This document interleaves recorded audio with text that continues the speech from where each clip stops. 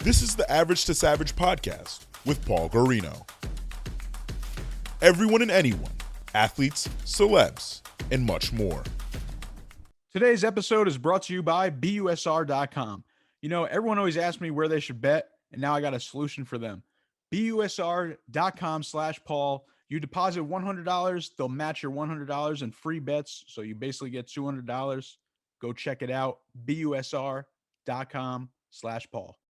What's up, everybody? I'm back for another episode of the Average Savage podcast. Our special guest today is the legend, Shawne Merriman. Shawne, how's it going? I'm doing well, my man. How about you? Good. Appreciate you coming on. What was it just like your recruiting process like and things like that?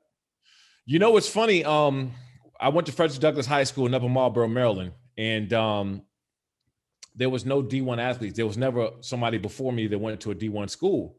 And so it was like, I started kind of catch people's eyes. And I'm rocking my Maryland shirt today. I went to the University of Maryland's high school camp that they have for all the state of Maryland, DC, and Virginia athletes. They come for a 3-day camp.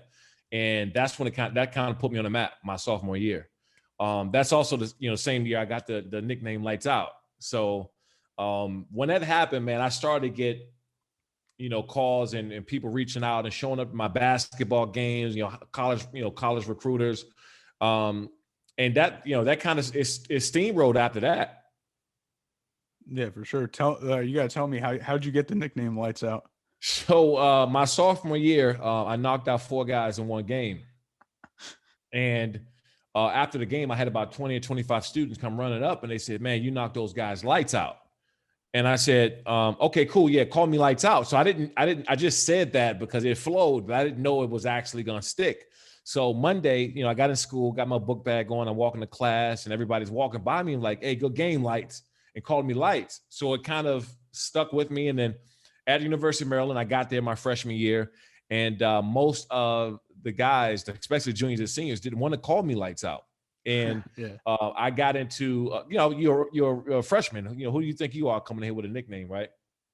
And I got into the game. I wasn't starting, but I got into the game against Georgia Tech on ESPN. It was one of our big national games, and the wide receiver come trailing and running a route across the middle, and I hit him, knocked him out. Well, he wasn't sleeping. He got up, stumbled, and left the game. I don't know if he came back or not, but I got to the sidelines and all the juniors and seniors kind of patted me on the head and hit me on the back and, "Hey, good hit, Lights Out." And I finally, my defensive coordinator, Gary Blackney, everybody called me Lights Out. So it was kind of one of those things that, you get a name at Rucker Park, right? Like you got to go up there and earn it. Yeah. And so it was one of those things where it was earned. Yeah, definitely. And then what made you stay home and go to University of Maryland? I tell people now, between the DC, Maryland, Virginia area, there's more talent than just about anybody in the country. So if you go look at Texas or Florida, California, Ohio, if you look at those states, all those guys stay home. They stay in their own backyard. The problem is that, when Maryland wasn't playing so well, guys were looking Penn State, they'll go to Penn State, they'll go to Florida State, Florida, Alabama. They was leaving the state because the team wasn't, the school wasn't good at the time. So now that Mike Loxley's back there, who recruited me to go to Maryland, I think they have the top 15 or 20 draft classes in the country, and they're going to make some waves this year coming up in the Big Ten. Yeah, for sure. And then what has it been like just for you to see like Maryland, just like you were kind of just saying that just like grow now and just like all the swag with all the Under Armour, all that. They got a million jerseys. Look, man, I said some of those uniforms they're coming out with, I'm guaranteed 2 sacks, right? I mean, if you don't get 2 sacks in some of those uniforms as a pass rusher, outside linebacker, man, just take it off. They got things like 5 or 6 different switch ups and helmets. They have a new facility that was at the Cole Field House back in the day where the basketball games used to play at. That now is an indoor practice facility. So it's just I'm really happy for him. I'm happy for Mike Loxley. I'm happy for the program because if the guys from the area, from that DC, Maryland, Virginia area, if they stay home, Maryland can compete with anybody. Yeah, for sure. And then just like your time at Maryland, like what was there like a moment there like you knew you could be in the NFL? Yeah, my freshman year, man, I came in with that attitude, and I came in with that attitude for a reason, because I had, really good mentors. LeVar Arrington, who, played for the Washington Redskins, great linebacker there, was my mentor in high school. And then when I got to college, Ray Lewis, his younger brother, Keon Lattimore, back for us at Maryland. So me and Ray got tight. So I would spend a lot of time with them, looking at NFL playbooks, work out during the off seasons. I would go eat what they eat at. I was just learning kind of a pro lifestyle, man. So I had this mentality that I was a professional walking in school. And so it just kind of mentally speeded me up, man. I was ready to go to the NFL. And that's why I left as a junior. Yeah, for sure. And then what about like, how was your pre-combine and things like that? And then like, where did you think you were going to go? And then like, did your expectations meet? So I signed, I ended up signing with, I ended up going with Gary Wishart. Pat, he passed away some years ago, great agent. He had Dwight Freeney, Jason Taylor, Keith Bullock. He had what he called us his freaks, his freakish players. And when I signed with him, I ended up moving out to LA, to Marina Del Rey. I trained out there for 3 months before the combine. But also at that time, Pac-Man Jones, Darren Sproles, and Travis Johnson we had all signed with Gary Wishart. So we were training together during the offseason.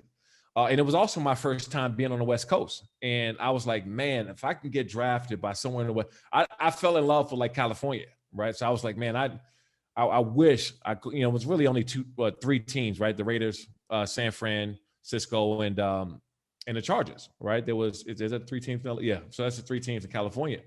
So I was hoping to go to one of those. I was like, man, look, I just want to get back out here to Cali, because I went on my visit to the Chargers, and they had told me that if I was a slip to the 12th pick, they thought I was going to go somewhere in the top 5. But if I was there at the 12th pick, they wouldn't have draft me. But also, so did the Cowboys. So the Cowboys had passed me up after I went on a visit with them, and they went with DeMarcus Ware. And then I knew that I was going with the Chargers. Marty Schottenheimer called me the day of the draft, and the rest is history. Yeah, for sure. Yeah, so you get drafted 12th overall. I didn't know until I was doing my research that was technically a part of the Phillip Rivers Eli Manning trade. So what is that like to be a part of it now? Because like now we've seen both their careers finish. It was cool because like even I'm from Maryland, so even when I go to New York, and there's a lot of Maryland fans in New York and just from the East Coast in general, and I would always get on the street like, man, you should have been with us. Type of deal, right? And they drafted a great quarterback at Eli Manning, and Super Bowl, 2-time Super Bowl champ, right?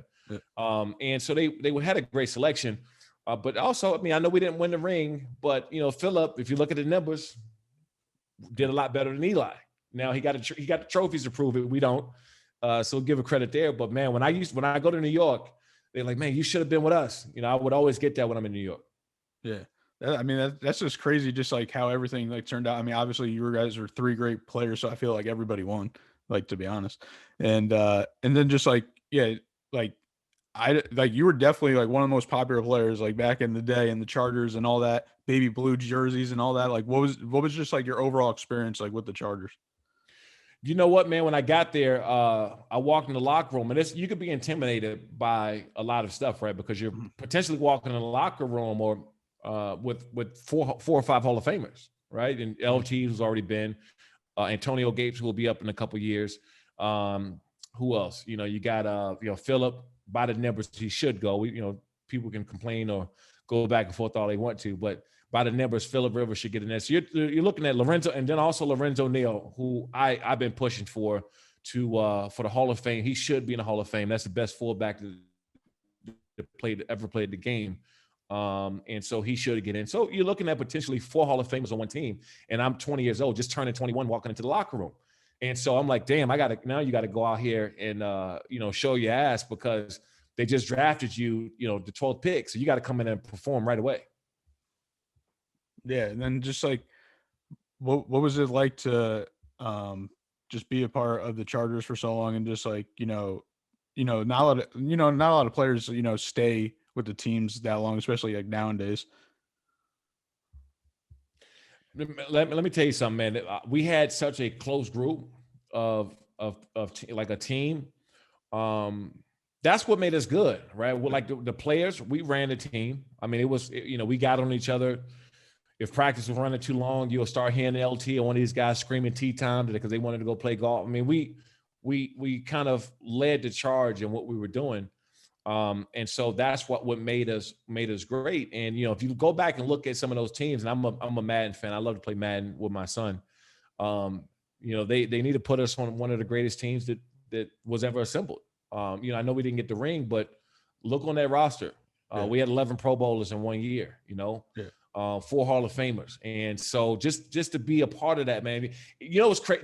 I think the craziest thing is you don't notice that till you retire, right? You go back, you look at everything, you're like, God damn, I played with LT and Phil and all this other stuff, man. So it was great times back then. Yeah, definitely. I definitely used to play with the Chargers a lot. And just like even just like that, like I feel like the Chargers organization is always just like a great team and they just haven't got through the hump yet. What do you think they need to do to get over the hump? Health. Yeah. I mean, that's been our biggest problem. And even back when we played in those AFC championship games, we were all banged up. I had a knee, Gates had a foot, Philip had a torn ACL that he had surgery on that week just to clean up and play. Nick Hardwick, I think, had a back or something. It was all our top guys were injured going into that game. And when you get that late in the season, sometimes it just comes down to who's the healthiest team. Yeah. And who got all their horses there. And we didn't have all our guys there. And that kind of bit us in the ass a little bit. And even now, I mean, a couple of years ago, people forgetting, Chargers, I think in 2018, they were 12-4. Yeah. Right. So, they had an opportunity to go there and they got all banged up. And the Patriots, when they got in the playoffs, just started running the ball and kind of doing what they wanted to against the Chargers. So it's been one of those things where it's been health. And I preach that now. They got Justin Herbert, Keenan Allen, Mike Williams, Joey Bosa on the other side, Kenneth Murray, Derwin's back, Drew Tranquil, if he's be a good part of the team. So they got guys, right? And if they stay healthy, they should make a run for it. I know you're named 3-time Pro Bowler. What was it like the first time you were named a Pro Bowler? I was it was only 2 rookies, I think. It was what's the linebacker from Seattle? We were the only 2 rookies down there, I think, that year. And it was my first time seeing, I played against Peyton Manning. My rookie year, I had some sacks and stuff with him, and you obviously watch him on TV. But, it was my first time get a chance to be around the pool, chilling with him, having drinks and seeing how, his personality, how funny he was. All the guys I competed against, Walter Jones. I seen Walter Jones on the way to practice, and we were on the same bus. And I was like, my God, I played against that dude. That dude is humongous, right? And so you compete against these guys for 60 minutes during Sundays, but you get a chance to see the personalities, and that to me was cool. It was my first time ever asking for autograph. I've never asked anybody for autograph. I got the whole team to sign footballs, and I got Peyton Manning's practice jersey, Pro Bowl practice. So it was my first time being in an environment where, dude, I'm from PG County, Maryland, and I brought all my family out there. I think I flew 10 people out there the first time. So I had my little cousins and aunts. We didn't have that luxury to see that kind of stuff growing up. Mm-hmm. So it was a big deal to me that my cousins and uncles and everybody get a chance to see Hawaii and those type of things for the first time. It was one of your goals, always to get the most sacks, because I know 2016 you were the sack leader. I honestly, man, before I was injured, and I was probably a little bit cocky about it because I would always kind of say things, and I just believed in speaking things into existence, manifesting a lot, right? Mm-hmm. So I would tell guys I'm going to the Pro Bowl every year. I said that my rookie year, and I remember Big Jamal Williams, our defensive tackle, looked at me like, you cocky little shit, coming in. Yeah. But I felt that way, and I felt like I worked, and that if I kept working and kept my head down, that I was going to go to the Pro Bowl every single year. And then I got hurt, and after my 4th year, and I couldn't stay on the field after that. And the crazy thing of it is that you come into an organization that had one of the greatest linebackers of all time in Junior Seau, and so you start. I'll never forget my after my rookie year. It was an article that came out in the Union Tribune newspaper in San Diego, where they said they were comparing me to Junior, and I was like, oh my God, man, don't, you know, you talk about Mr. San Diego, you know, somebody who 11 straight Pro Bowls or 10, 11 straight Pro Bowls, I think it was, just next level. So to get compared to somebody like that early on, and then actually in my mind and thought process to actually want to follow in those footsteps and possibly be better, it was something like I always constantly, I said, and I was very vocal about that. And I was vocal about it because I wanted to be held accountable for it. You know what I'm saying? So, yeah, man, that was definitely a goal. Yeah. Yeah. That's awesome that, you know, you just said, you were like, yeah, I'm going to be a Pro Bowler every year. And then, yeah, so then after 2010 season, you signed with Buffalo. What made you sign with Buffalo? Because I know, like, I always hear like mixed things about it from NFL guys. Oh, dude, let me tell you, I didn't want to go there. You know, like, and initially I was scratching and screaming, and I told the general manager Buddy Nix, who actually drafted me with the Chargers, is a big part of me going there. He was the GM of the Bills. And I remember the call, and I said, Buddy, I love you to death. I ain't coming. Right. That was my exact words. I said, I love you to death, but I ain't coming. He said, Shawne, look, you know, we want you out here, and you know, we know what you can do and help the organization and, you know, be a leader. And all. I said, Buddy, I hear you, but I'm still not coming. So do whatever y'all got to do. And I hung up the phone. He called me back like 20 or 30 minutes later. And I said, hello. I said, Buddy, I told you I'm not coming. He said, well, we just put in your contract. So I guess we'll be seeing you here. I said, I don't care. Do whatever you want. I'm not coming. You got to put in my contract all you want. Right. So he did tell me, he said, you know, well, every day you don't show up, it's like $10,000 or $15,000 a day. I said, okay, when you guys sending the plane, right? When you guys sending the jet? So they end up sending me the plane out there. But it honestly was the best experience I ever had in my life at that point, because I never seen a fan base like this. Like, we had good fans with the Chargers. The Chargers fans were great, but they were also great because we won a lot of games. Like, it's not hard to come and see, you know, you got kicking everybody's ass. We 14-2 seasons, 13-3. I mean, we had a great team. But in Buffalo, it's just like they love you regardless of whatever happens. The love there that you get in Buffalo is just unmatched. And then I found myself not only loving to be in Buffalo, but also recruiting other people to Buffalo. Mario Williams, Nick Barnett, Kurt Morrison. I got all those guys there. And it was like one of these things where that was just, you know, some place that I got really attached to. Yeah, that's awesome. Yeah, and I'm sure like everyone sees, you know, the Buffalo Bills fans just like go viral every year pretty much for something crazy. And then just tell me about, like, after your career, I know you're doing a lot of entrepreneurial things, and you opened up your own MMA league. How was that? How did that all come about, first of all? Well, you know, first and foremost, I've been around the sport for 16 years. I actually started training just a little bit between my 2005 and 2006 off season. Mm-hmm. A good friend of mine, Jay Glazer over at Fox Sports, he said, hey, I think you should come and learn some MMA. Now, mind you, I got boxers in my family. I got, you know, 3 professional boxers in my family. So I grew up around boxing, but MMA was just getting hot like around the mid 2000s.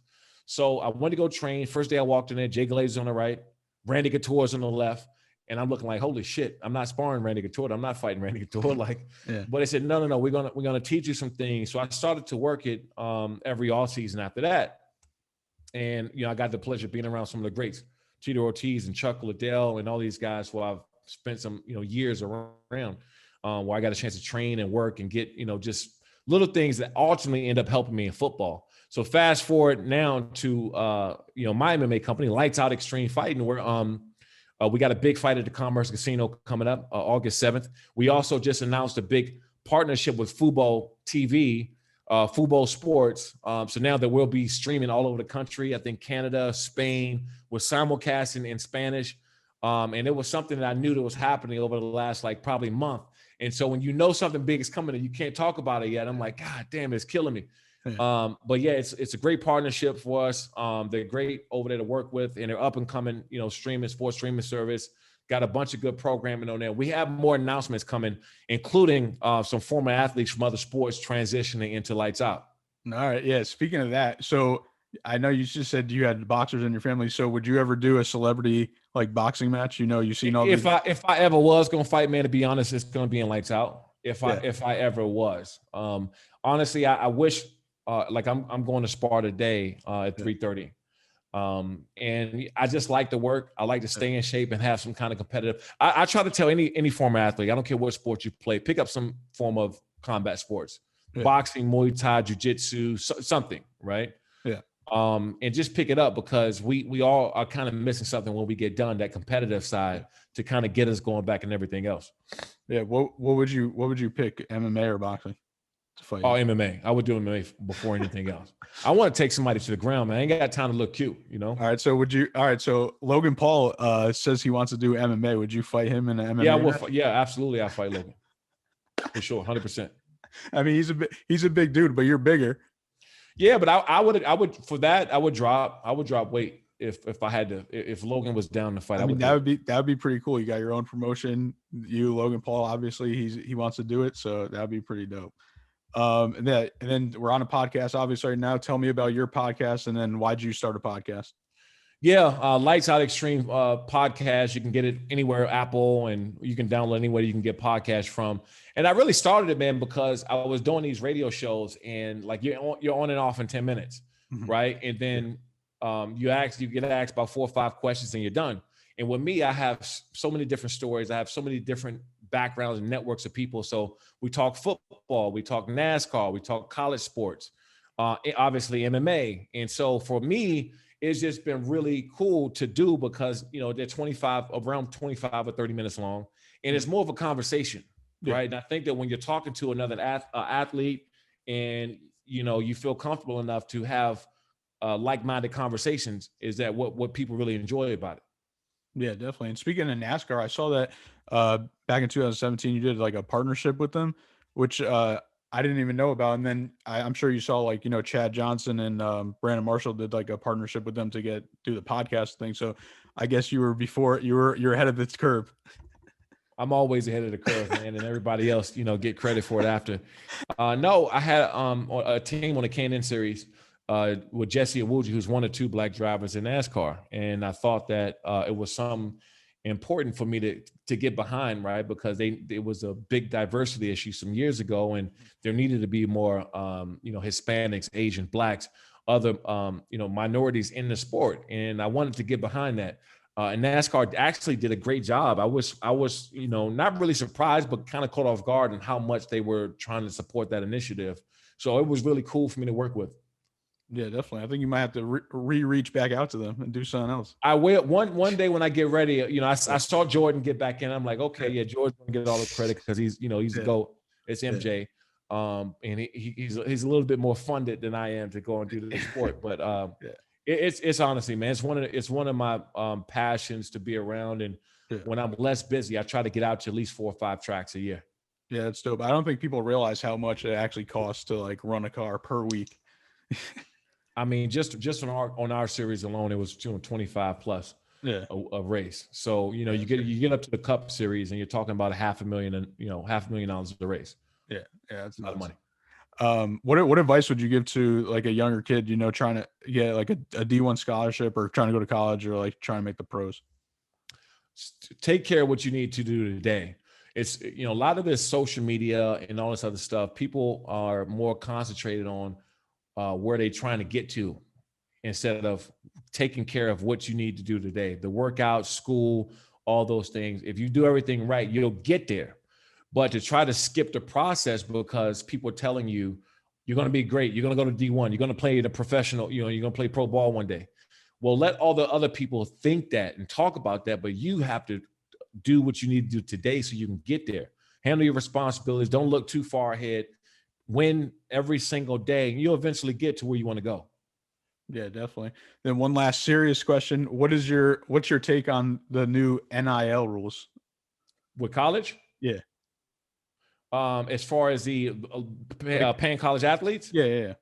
Oh yeah. I mean, it should have been happened. You know, it's one of these things where, you know, look, I get it. Guys are getting scholarships and things like that, but there's an awful lot of money being made from these college athletes. And look, the least you can do is let them make money off of their own name. It's their name. It was given. They earned it. At least they're able to do that.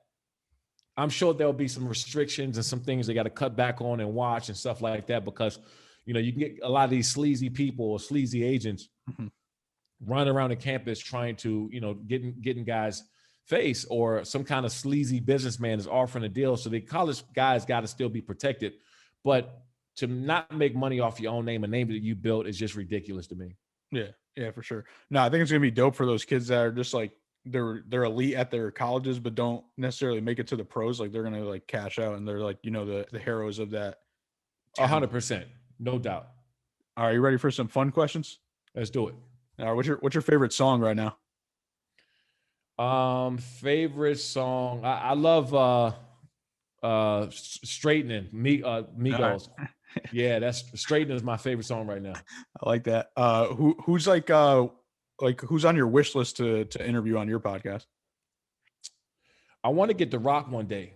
Yeah, that'd be dope. I want to get The Rock. I mean, I know him, we've hung around each other several times, but to really, I actually want to talk to him more about the transition, right? Because nobody did it bigger than him, from where he was going with WWE and now to movies and businessman production. But I think it'd be very informal for a lot of guys trying to look for that second act after they're done with their first, or transition out. Yeah, definitely. What do you like to do in your free time? I work, man. I have a insurance agency, also life insurance agency, Lights Out Agency.com. If people want to go to that. On brand, always. Always. And so, just helping protecting families, also helping people make six-figure incomes. So it's been cool to me, because it was something I got into over the pandemic. What I was just kind of doing, we all had a lot of time of our hands. I got my insurance license, but I have a team of a little under 100 agents, and we're growing like crazy. And then we're protecting families, man. It's this COVID thing has brought a lot of things to surface. So again, man, if you want to join my agency, if you want to get more information, go to lightsoutagency.com. For sure. All right. So I got to ask you, do you have anything else going on? You got a lot going on.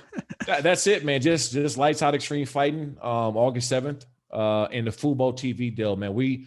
I think that partnership is going to be major. And this is why. Obviously, we'll be showing the fights live, but we have some more content, some shows that I have in the works right now about these athletes, these former athletes transitioning into combat sports, into Lights Out Xtreme Fighting. This is like next level. This is a big deal. Yeah. Do you know how many fights are on the card yet? Yeah. So this fight coming up, we have 12 fights.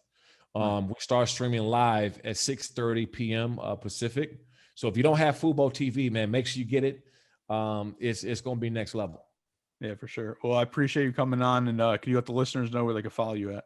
Yep. Just follow me at Shawne Merriman on Twitter, Instagram, TikTok, and also follow Lights Out XF on Instagram and Twitter. This episode has been brought to you by BUSR.com. Go check it out to get your free $100 bet when you deposit $100 at BUSR.com/Paul.